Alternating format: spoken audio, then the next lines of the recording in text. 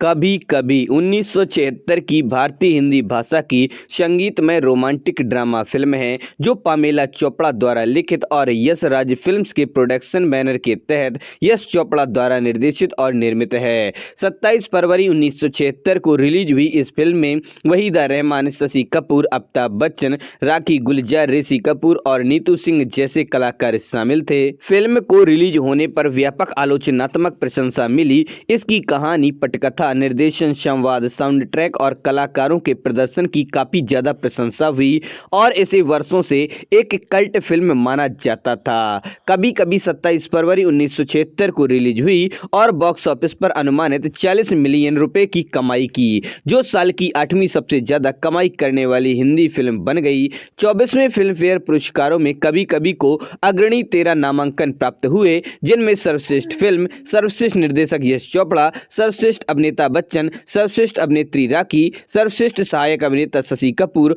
और सर्वश्रेष्ठ सहायक शामिल हैं। बात करें अगर फिल्म की कहानी के बारे में तो फिल्म नवोदित कॉलेज कवि अमित मल्होत्रा और पूजा के बीच एक अल्पकालिक रोमांस के साथ एक सौम्य गीतात्मक नोट पर शुरू होती है। अमित की मुलाकात पूजा से तब होती है जब वह कश्मीर में अपने कॉलेज परिसर में अपनी कविता सुनाता है, लेकिन उनका रिश्ता लंबे समय तक नहीं चलता क्योंकि पूजा के माता पिता उसकी सहमति के बिना एक वास्तुकार विजय खन्ना के साथ उसकी शादी तय कर देते हैं।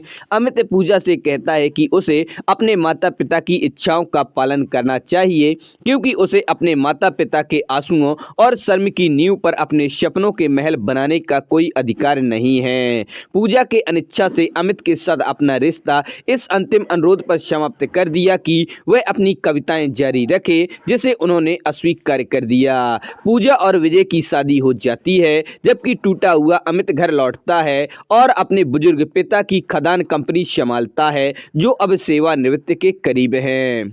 2 दशक बाद पूजा को एक टेलीविजन साक्षात्कार कार्यक्रम की मेजबान बनते दिखाया गया है और उसके मेहमानों में से एक आश्चर्यजनक रूप से अमित होता है, जो उस संकलन के बाद से प्रसिद्ध हो गया है, जो उसने पूजा को उसकी शादी की रात उपहार में दिया था। यह पूछे जाने पर कि उन्होंने कविता लिखना क्यों बंद कर दिया, अमित ने यह याद करते हुए जवाब दिया कि कैसे उनके दुख ने उन्हें दूर कर दिया है। बाद में अमित और पूजा को एक साथ देखकर विजय को पता चलता है कि वह अमित की कविता का बहुत बड़ा प्रशंसक है और सटीक रूप से यह निष्कर्ष निकालता है कि कविता से उसका दूर होना दिल टूटने का कारण हुआ था, जिससे अमित गुस्से में आ गया।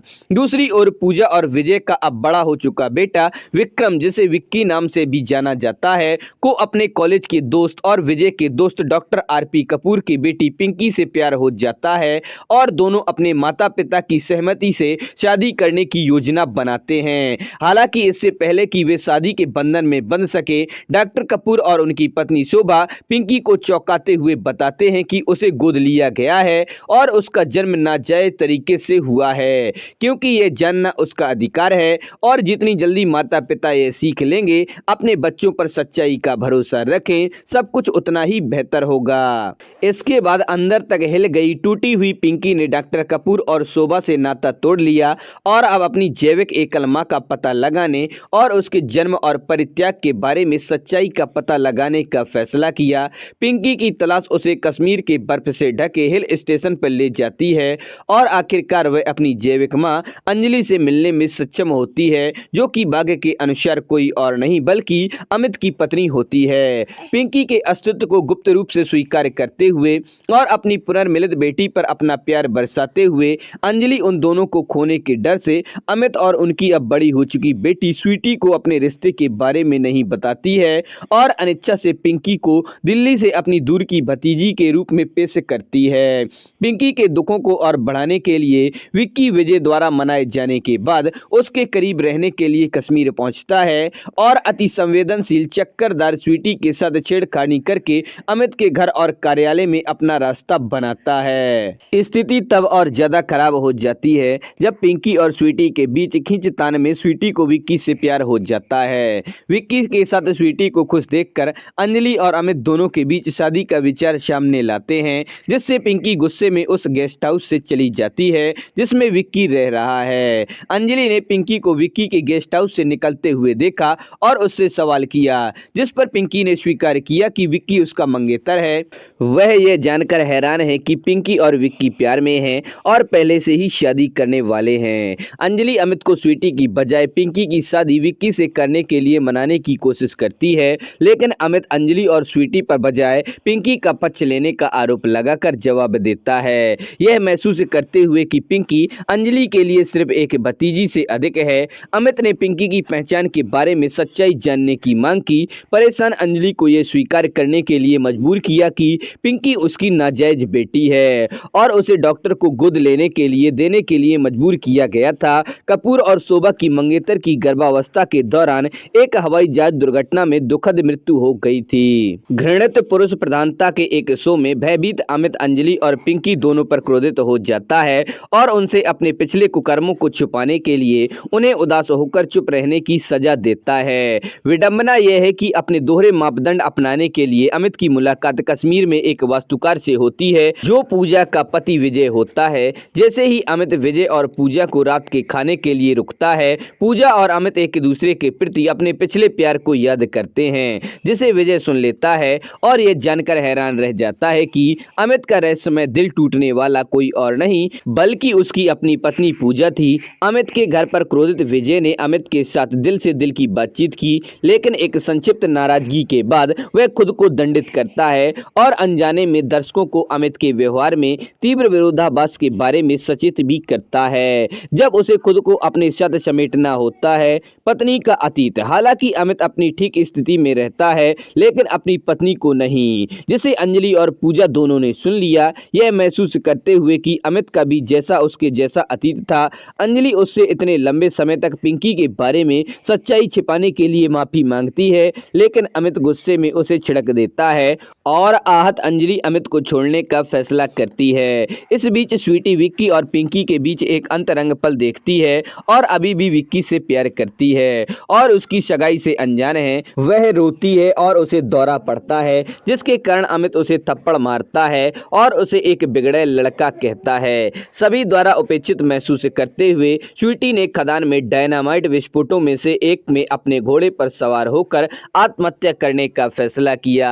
विक्की घोड़े पर सवार होकर उसका पीछा करता है, जबकि अमित और पिंकी अमित की जीप पर और विजय अपनी मोटरसाइकिल पर उसके पीछे पीछे चलते हैं। विस्फोट से निकली चिंगारी सूखी टहनियों के ढेर को पकड़ लेती है, जिससे जंगल में आग लग जाती है। स्वीटी उतरती है और आग की ओर भागती है। उसके पीछे विक्की आता है जो उसे मना करने की कोशिश करता है, यह बताते हुए कि उसकी और पिंकी की पहले से ही सगाई हो चुकी है, जिससे उसे अपना गुस्सा कम करना पड़ता है। अमित ने विक्की और स्वीटी को बचाया, जबकि विजय ने पिंकी को बचाया और वे सभी गले मिले। मृत्यु के निकट के अनुभव के बाद अमित को अपनी गलती का एहसास होता है और वह गलत था और अंजलि को उसे छोड़ने से रोकने के लिए घर की ओर दौड़ता है। वह ठीक समय पर पहुंच जाता है और वे दोनों रोते बिलखते हुए मेल मिलाप करते हैं, स्वीकार करते हैं कि वे एक दूसरे के प्यार करते हैं।